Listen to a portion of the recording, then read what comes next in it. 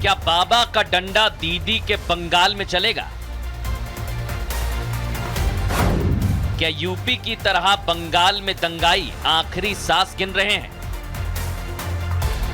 ये सवाल आज इसलिए क्योंकि देश भर में ये मांग उठने लगी है कि अगर सुलगते पश्चिम बंगाल को शांत करना है तो यूपी के मुखिया योगी आदित्यनाथ को बंगाल में उतारना ही एकमात्र इलाज है, क्योंकि सीएम योगी दंगाइयों का इलाज बहुत अच्छे से करना जानते हैं।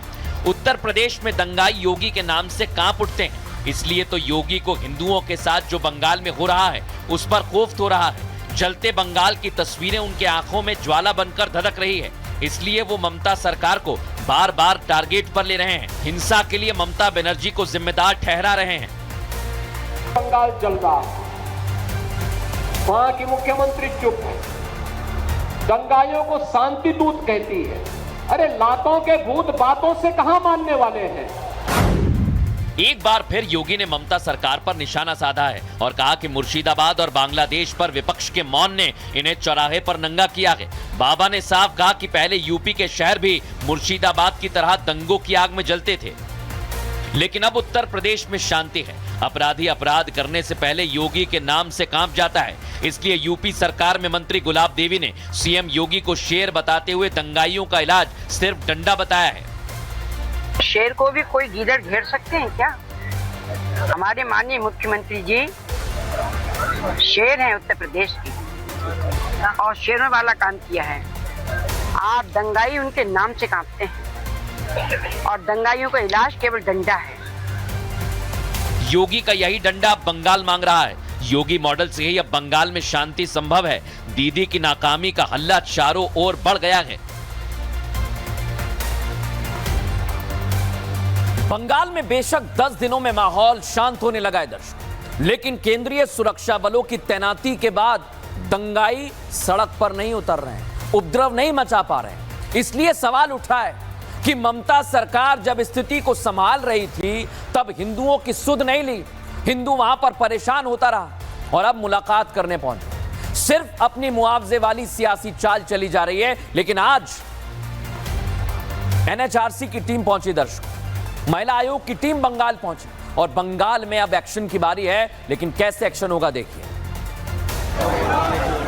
बंगाल में हिंसा भड़के 10 दिन बीत चुके हैं। मुर्शिदाबाद से सैकड़ों हिंदू पलायन कर गए हैं। अब मुर्शिदाबाद की सड़कों पर बेशक शांति है, लेकिन मालदा जाकर बसे हिंदुओं के दिल अभी भी जल रहे हैं। उनके सीने से न्याय की पुकार उठ रही है। वो तस्वीर सोते जागते उनकी आंखों के सामने है। भीषण गर्मी में वो अपने घर को छोड़कर कैंप में रह रहे हैं। छोटे बच्चे और बुजुर्ग साथ हैं, लेकिन ना उनके सिर पर अपनी छत है, ना वो सुकून जो अपने घर में आता है। दीदी की सरकार सो रही है। दीदी को हिंदुओं का दर्द दिखता ही नहीं है। न सीएम ममता बनर्जी ने और ना ही उनकी सरकार के किसी नेता ने अब तक शरणार्थी बनकर रह रहे हिंदुओं से मुलाकात की, इनकी पीड़ा को जानने की कोशिश की। बस टीएमसी सरकार वहां कुछ कर रही है तो वो है वोटों की राजनीति। इसलिए तो एनडीए की तरफ से लगातार दीदी को हिंदू विरोधी बताया जा रहा है। पश्चिम बंगाल की मुख्यमंत्री सुश्री ममता बनर्जी उस सेकुलरिज्म के नाम पर एक प्रो मुस्लिम पॉलिटिक्स करती है। मुस्लिम वोटों के लिए वो एंटी हिंदू स्टैंड लेती है। गवर्नर का बंगाल दौरा, मालदा में महिला आयोग की टीम, हिंदू शरणार्थियों से मिली एनएचआरसी। ममता सरकार को बेशक इन हिंदुओं की सुध नहीं, लेकिन हिंदू शरणार्थियों से मिलने गवर्नर से लेकर महिला आयोग की टीम और एनएचआरसी की टीम पहुंच गई। राष्ट्रीय महिला आयोग की अध्यक्ष विजया राहतकर ने अपनी पूरी टीम के साथ हिंदू शरणार्थियों से मुलाकात की, उनसे बातचीत की। कुछ महिलाएं विजया राहतकर को अपनी पीड़ा बताते हुए गले लग गईं और रोने लगी। एनसीडब्ल्यू की टीम ये पता लगाना चाहती है कि हिंसा के वक्त अगर महिलाओं का उत्पीड़न हुआ तो उस पर कार्रवाई की जाएगी। अगर कुछ गलत होता है और महिलाओं के साथ अगर उनका उत्पीड़न होता है तो सबसे पहले राष्ट्रीय महिला आयोग उसका संज्ञान लेता है। राष्ट्रीय महिला आयोग अपने अधिकारों के दायरे में जरूर उन महिलाओं के साथ न्याय करने के लिए हम कदम उठाएंगे। इधर राष्ट्रीय मानव अधिकार आयोग के सदस्यों ने हिंदू शरणार्थियों से मालदा में मुलाकात की, उनका हालचाल जाना, उनके लिए हर संभव मदद का भरोसा दिया।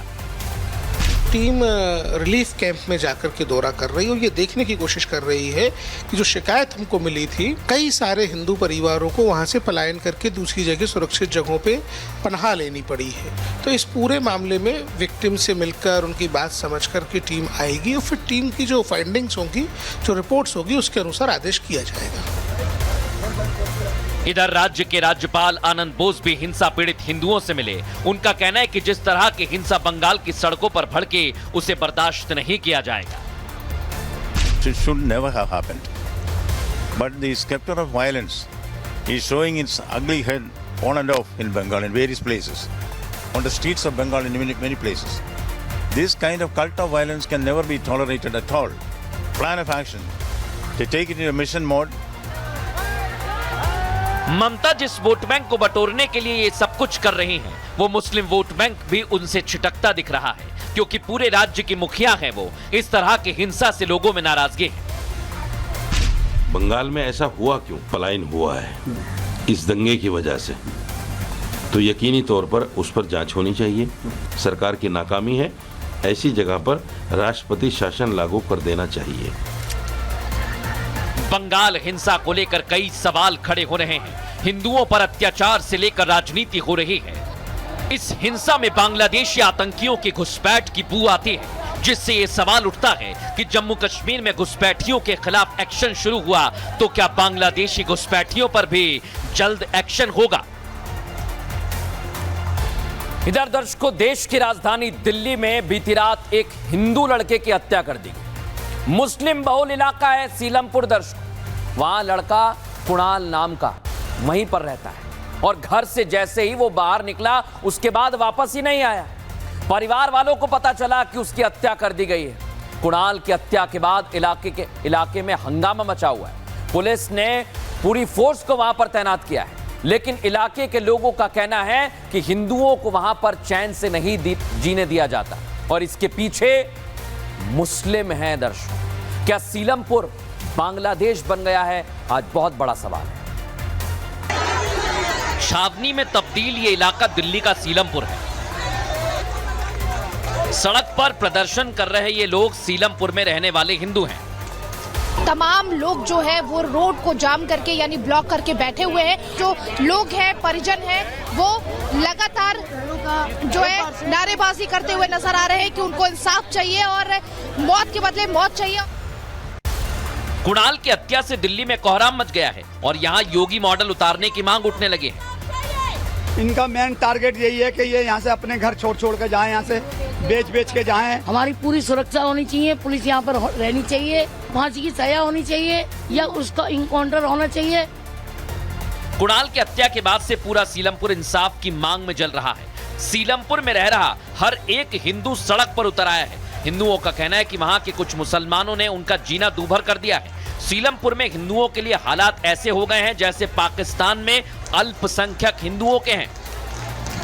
हम हिंदू हैं और बहुत ही प्रताड़ना यहाँ पर झेल रहे हैं। तो डर पैदा हो गया तो हम अपने बच्चों को यहाँ से निकाल कर भेजना चाहते हैं। अब जो रह गया मजबूरी है बेचारों की, तो वो टारगेट बन जाते हैं। पर हिंदू सुरक्षित नहीं है। ये यहाँ पर ये मिनी पाकिस्तान बन चुका है।